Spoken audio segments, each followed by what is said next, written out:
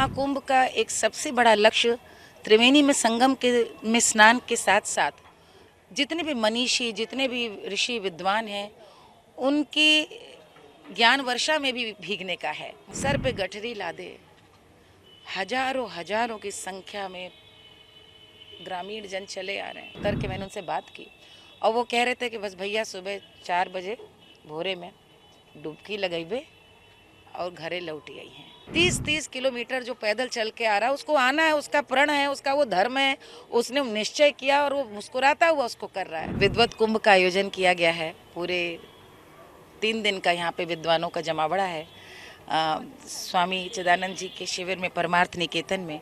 और आज ही उसका उद्घाटन गुरुवर श्रद्धेय श्री रामभद्राचार्य जी के उद्बोधन से हुआ, जो उन्होंने धर्म और संस्कृति में संगीत की क्या भूमिका है इससे किया।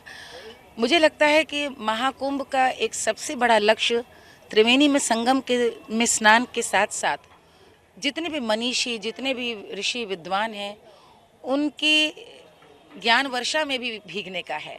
तो यही प्रयास से देश भर के जितने चिंतक, विचारक, कलाकार, लेखक, कवि हैं, उनका यहाँ 3 दिन जमावड़ा रहेगा और वे यहाँ पर विचार करेंगे, जैसे कि स्त्रियों की भूमिका पर, जैसे कि कला का धर्म क्या हो। डॉक्टर सोनल मानसिंह जी आ रही हैं, शेखर सेन जी यहाँ पर हैं, मधुर भंडारकर जी यहाँ पर हैं, पंकज त्रिपाठी जी जो इतने बड़े कलाकार हैं, देश के लोकप्रिय अभिनेता, वे भी यहाँ पर अपने हम लोगों से बात करेंगे। तो मैं आपको सब सूचना दूंगी कि आप उनका भी आकर के कल रिकॉर्ड कर सकें। सबसे बड़ी बात मुझे लग रही है कि एक बहुत समय से हम लोगों ने देखा है कि महाकुंभ से एक बहुत बड़ा वर्ग था जो दूर रहता था। एक ग्रामीण मन में, आम भारतीय के मन की चीज़ है, जो किसी भी स्थिति में स्नान करने के लिए आता है क्योंकि उसको अमृत चाहिए। माननीय प्रधानमंत्री जी और माननीय मुख्यमंत्री योगी आदित्यनाथ जी दोनों के कुशल नेतृत्व में महाकुंभ का ये संदेश पूरे विश्व में अब की बार गया कि जो इस महाकुंभ में अमृत स्नान नहीं कर पाएगा वो कितने बड़े सौभाग्य से वंचित है। और उसी का ये नतीजा है कि आप छोटा बड़ा, जहाँ पे जल में आप स्नान करते हैं, जहाँ भेद मिट जाए, आप कौन हैं, आप कहाँ क्या हैं, गंगा मैया सबको ऐसे अपने भीतर समाहित कर लेती हैं। जमुना मैया और सरस्वती मैया सबको सद्बुद्धि देती हैं, सबको विवेक देती हैं। ऐसे त्रिवेणी में स्नान करने के लिए सब आ रहे हैं और होड़ लगी हुई है। मैं तो यही देख रही हूँ कि कौन नहीं यहाँ पर आए, छोटा बड़ा। कई लोगों को तो मेरी अभी यहाँ पर भेंट हुई जो इनका पता भी नहीं था कि वो आ रहे हैं।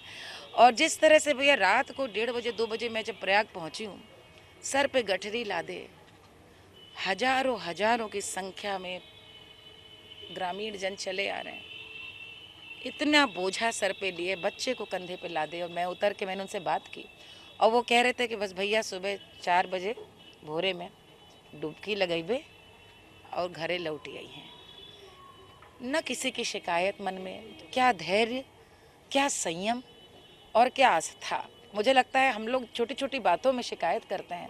30-30 किलोमीटर जो पैदल चल के आ रहा है, उसको आना है, उसका प्रण है, उसका वो धर्म है, उसने निश्चय किया और वो मुस्कुराता हुआ उसको कर रहा है। कहीं ना कहीं ये हमें सीखना होगा कि ये महाकुंभ है, कोई ये पर्यटन की चीज़ नहीं है। यहाँ पर आप आएँ तो अपने साथ समय भी लेकर आए। यहाँ पर 3 घंटा जाम में फंसे रहने में या भीड़ में, जब आप भीड़ का हिस्सा होते हैं तो आपको आसपास सिर्फ श्रद्धालु दिखते हैं और आपको लगता है कि क्या महान भारत की संस्कृति है जो अनेकता में ऐसे एकता का प्रतीक बनकर है।